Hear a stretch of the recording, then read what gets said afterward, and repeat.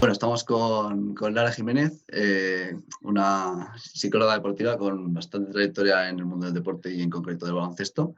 Eh, ha sido colaboradora en Euroliga, en ACB, directora de comité de árbitros de la Federación de Castilla en Ávila y como psicóloga deportiva pues estás en varios proyectos, ¿no? Muchas gracias por venir, lo primero. Y bueno, para empezar, pues me gustaría sí que te presentases un poco, que hablases un poco de los proyectos en los que estás ahora metida y que nos enseñes un poquito en qué consiste, digamos, el ser psicóloga deportiva. Vale, pues bueno, no me gusta hablar mucho de las cosas que hago porque realmente estoy metida en mil historias, en mil proyectos. Me gusta mucho colaborar con todos los proyectos que veo atractivos y que y que solicitan mi colaboración. Me cuesta un poquito decir que no cuando el proyecto le veo algo chulo. Entonces, bueno, colaboro con un centro deportivo en Madrid, con población especial, por ejemplo, gente con cáncer, dolor crónico, trasplantados, etcétera, etcétera. Colaboro también con el Club Baloncesto Torrelodones, un club de Madrid bastante potente. Luego, aquí en Castilla y León, al ser presidenta del comité de árbitros de mi ciudad, pues también colaboro con la Federación de Baloncesto siempre que me lo piden y con otras federaciones de baloncesto en el ámbito de arbitraje. Y bueno, he estado 2 años llevando un proyecto con el Ayuntamiento de aquí de Ávila para acercar la psicología deportiva a todos aquellos pequeños clubes que por potencial económico quizá no pueden contar con un psicólogo deportivo en sus clubes, en sus escuelas. Pero este año con todo tema COVID y demás, pues de momento lo tenemos ahí parado. Y nada, bueno, hago un montón de cosas más. Tengo consulta privada y demás, y ahí en consulta también atiendo muchos deportistas a nivel individual, pero prefiero que, que me empieces a hacer ya preguntas y dejar de hablar de mí. Sí, sí, pasamos a un poco, entramos en materia. Sí que imagino que eso, que el tema del COVID y eso os habrá fastidiado algunos proyectos o lo que sea. Luego igual entramos un poquito en eso. Pero bueno, si Sí. quieres, empezamos un poco el inicio que quería hablar, pues un poco de la base y sobre todo de iniciación, digamos, del deporte a edades tempranas y demás. Más allá de los beneficios que pueda tener esto en la salud de los chavales y demás, el empezar desde pequeños en un deporte, ¿cómo creerías que puede esto ayudar, digamos, por ejemplo, a que un chaval pues aprenda a socializar mejor gracias al deporte o alguna forma así, ¿cómo crees qué tipo de beneficios crees que podría tener esto, empezar en un deporte así desde pequeños? ¿Te refieres a qué beneficios tiene la psicología deportiva dentro de un deporte desde pequeño o qué beneficios tiene empezar un deporte desde pequeños? Sobre todo un poco el cómo consideras que puede empezar, el empezar en sí desde pequeños y demás, y cómo trabajarías a lo mejor el trabajar con pequeños en el mundo del baloncesto. Vale, bueno, pues los beneficios del deporte en los niños a nivel físico están más que demostrados y también a nivel psicológico. Hay muchas investigaciones, las últimas, las más recientes, lo que nos hablan es de que los niños que practican deporte de una forma regular, hay una serie de parámetros, exactamente ahora mismo no te sé decir ni te sé citar la investigación en concreto que recoge todas las otras investigaciones, pero viene a ser un poco el resumen que los niños que practican deporte un mínimo de 3 días por semana en unos 90, 60, 90 minutos y combinando el deporte aeróbico con anaeróbico, al final, viendo su evolución en el tiempo, mejoran no solo a nivel físicamente, sino que también eso tiene unos beneficios a nivel cognitivo de mejor memoria, mejor procesamiento de la información, mejor socialización, mejor capacidad de atención y concentración. Entonces, al final, es un poco, vemos cómo la unión de cuerpo-mente se da. Si yo beneficio mi cuerpo, si yo mejoro físicamente, también mejoran mis procesos mentales, también mejora mi cognición, digamos. O sea que Mi comportamiento. lo recomendarías bastante, ¿no? Siempre, siempre, siempre. O sea, el hecho de que los niños no puedan hacer deporte me parece una locura, la verdad, porque va a Sí, tener unas consecuencias tanto a nivel físico como a nivel psicológico, creo que bastante potentes con el tiempo. entrando un poco en, estoy totalmente de acuerdo, y por entrar un poco en el tema de problemas que se puedan suceder, y supongo que a lo mejor has tenido que afrontar algo como esto, el momento en el que, digamos, un jugador de la edad en la que esté pueda sufrir una lesión que sea realmente grave. Eso imagino Ujú. que puede ser realmente es un palo bastante duro para el deportista en según qué situaciones. ¿Cómo puedes ayudar desde la psicología deportiva a superar ese tipo de palos tan duros que te puede dar una lesión realmente grave? Bueno, lo primero, porque veo que me vas a empezar a preguntar por situaciones complicadas, lo primero sí me gustaría aclarar que los psicólogos deportivos, la psicología deportiva, no somos solo solucionadores de problemas. Esa es una parte de nuestro trabajo. Ayudamos a solucionar Mm, ciertos problemas o trabajamos cuando hay dificultades, pues por ejemplo una lesión o un bloqueo, etcétera, etcétera. Pero nuestro trabajo va mucho más enfocado en el desarrollo de habilidades que ya están en el bienestar y en el trabajo cuando no hay estos problemas. O sea, el trabajo preventivo es mucho más potente que el trabajar cuando ya hay un problema y tenerlo que solucionar ya, como si tuviésemos una varita mágica, ¿vale? No es así. Pero bueno, en el caso de las lesiones que me pregunta, el tema de las lesiones a mí es un campo que me gusta mucho, aunque hay otros compañeros que están más especializados en este área que yo. Y al final hay una parte muy importante de la lesión y es en el momento de la lesión, cómo el jugador, el deportista, afronta ese momento.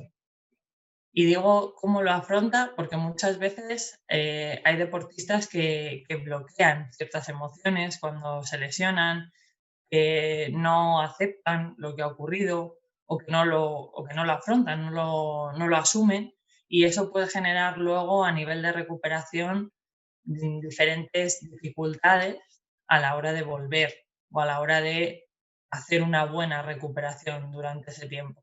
Luego hay un montón de mm, factores que entran en juego, el apoyo social que tenga ese deportista, tanto de sus compañeros, del entrenador, familia, el ámbito, o sea, los medios clínicos a los que pueda acceder, el historial de lesiones que haya tenido, el tipo de lesión, cambia muchísimo si es una lesión grave con operación que a lo mejor sabemos que va a durar 6 o 9 meses, que puede ser una temporada entera, fuera que una lesión, digamos un esguince, que pueden ser 2 semanas. Ahí cambia mucho la forma de trabajo y la forma de afrontar esa situación. Pero sí que es cierto que el momento, cómo el deportista asume eso que ha ocurrido y cómo afronta esas emociones que le puedan surgir y esos pensamientos va a tener un buen peso en la recuperación después. mm. Sí, imagino que más allá de lo que dices de ser simples solucionadores de problemas, también tendréis mucho más peso. Quería enfocar esta pregunta un poco eso, así a la ayuda que puede tener esa situación, pero imagino que sí, que también tendréis pues un poco, estaréis un poco entre lo que son los deportistas en sí y la gente de responsabilidad de estos deportistas, ¿no? También no solo atendéis directamente a los deportistas, sino también a entrenadores y otros perfiles, ¿no? Claro, entrenadores, familias, directivos. Al final trabajamos con lo que llamamos el pentágono deportivo, los 5 principales agentes del deporte, los deportistas, los entrenadores, las familias, los padres de esos deportistas o familias, los árbitros y los directivos. Podemos trabajar con cualquiera de esas áreas, digamos.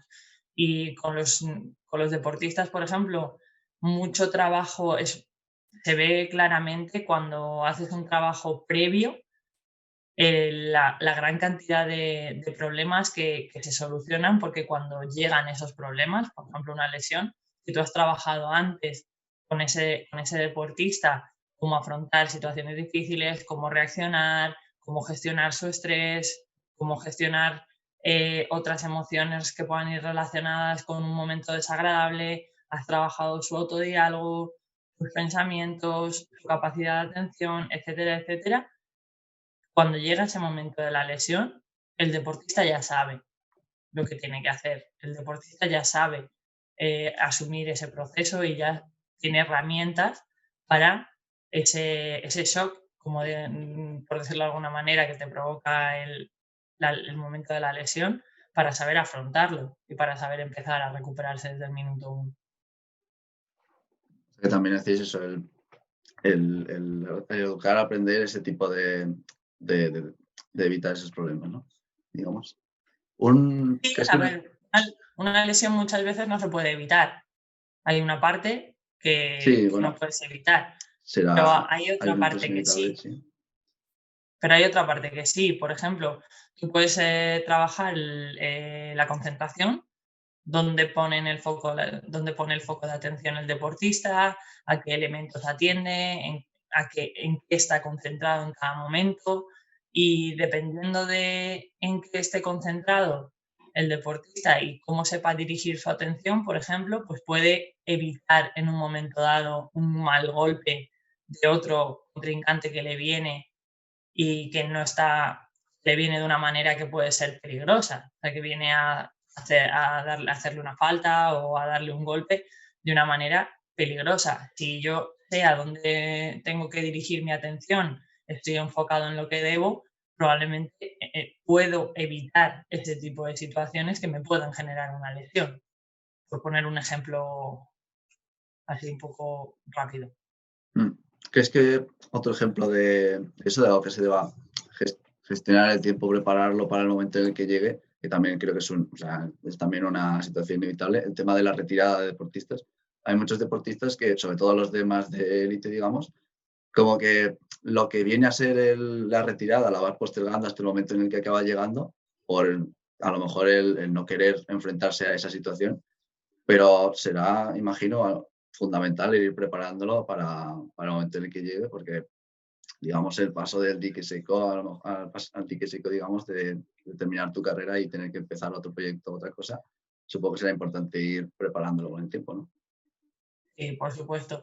Y aquí hay diferentes teorías que hablan sobre cómo llevar ese proceso, si trabajarlo pues como si fuese un duelo, si trabajarlo como si fuese un cambio de objetivos, un cambio de deporte, un cambio de dinámica personal. Y al final es como todo, es lo que hablábamos antes. ¿Cuándo se trabaja mejor el momento de la retirada? Pues antes de que el deportista se retire.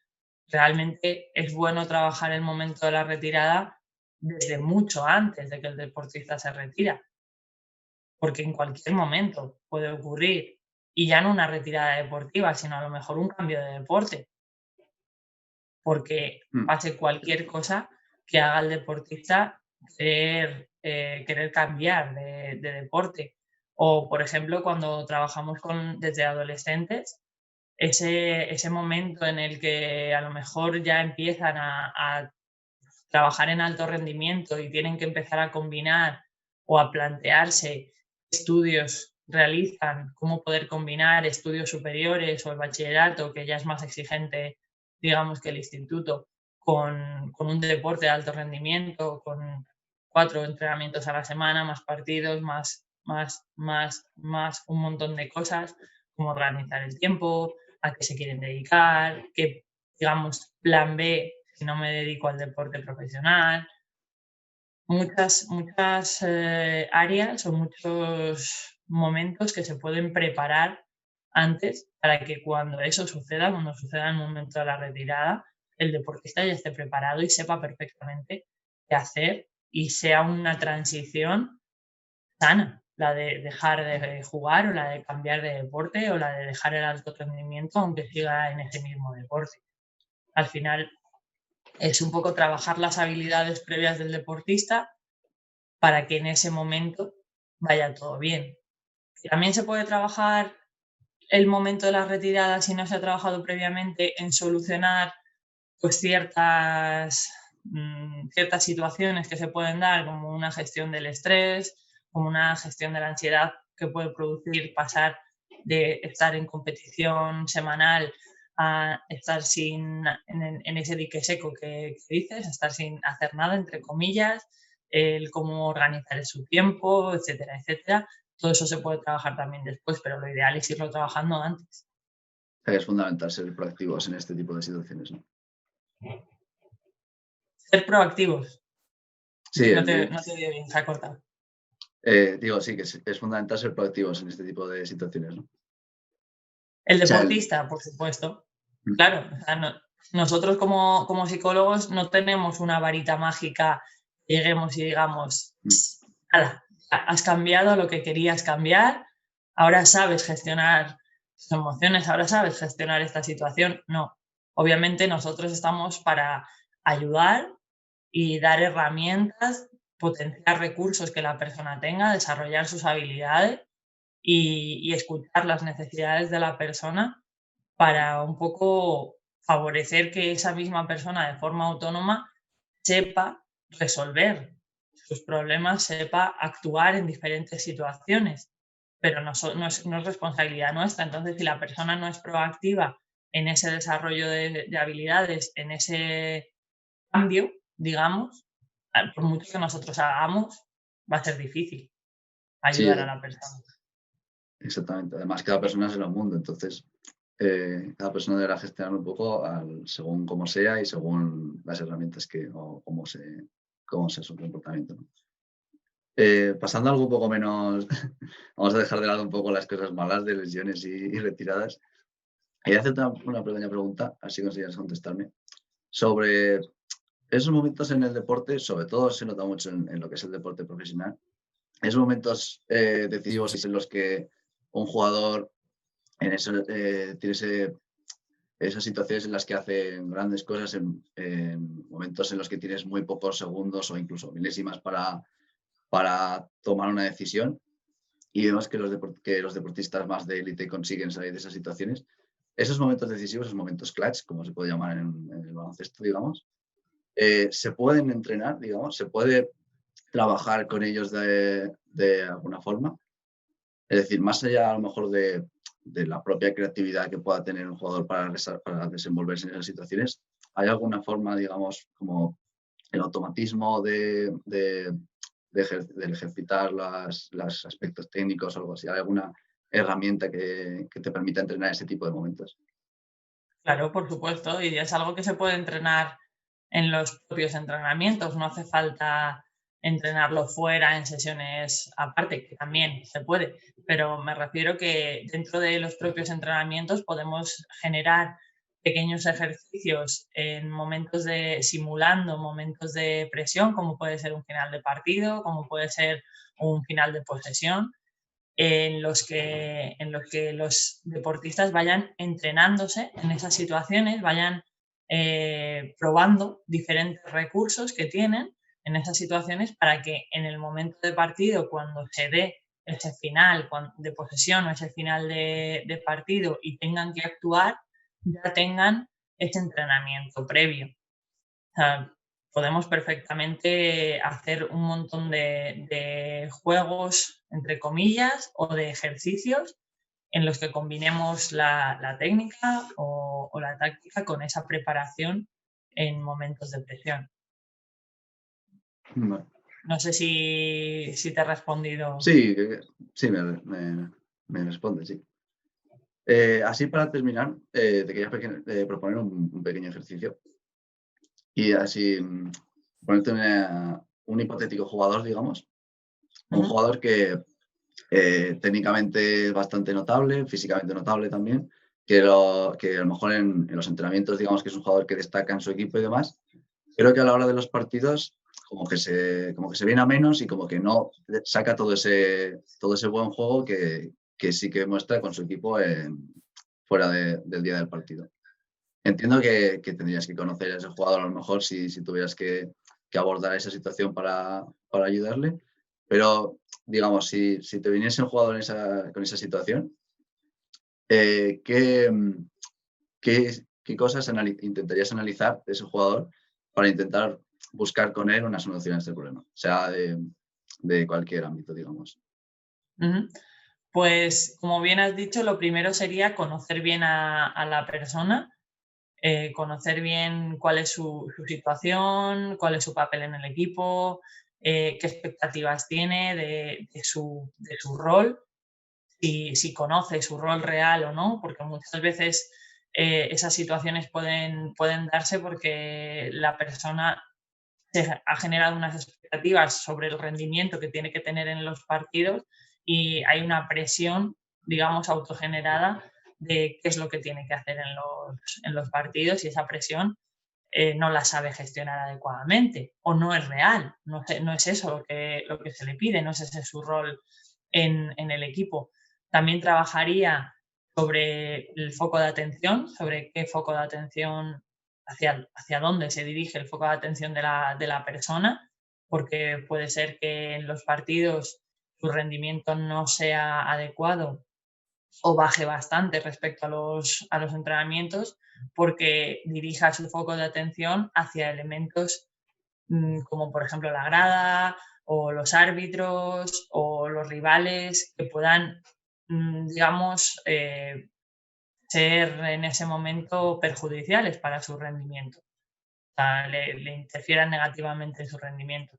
Y por supuesto también trabajaría dos áreas fundamentales, que sería la gestión de esas emociones que surgen en el partido, que no surgen en los entrenamientos. Quizás es una persona pues, que se pone más nerviosa en los partidos, que tiene alguna preocupación de cara a los partidos que no tienen los entrenamientos y el cómo se habla, el autodiálogo, porque el lenguaje modula nuestros pensamientos. Entonces es muy importante cómo nos hablamos para luego qué pensamientos tenemos sobre nuestras capacidades, sobre lo que podemos hacer en un partido, por ejemplo.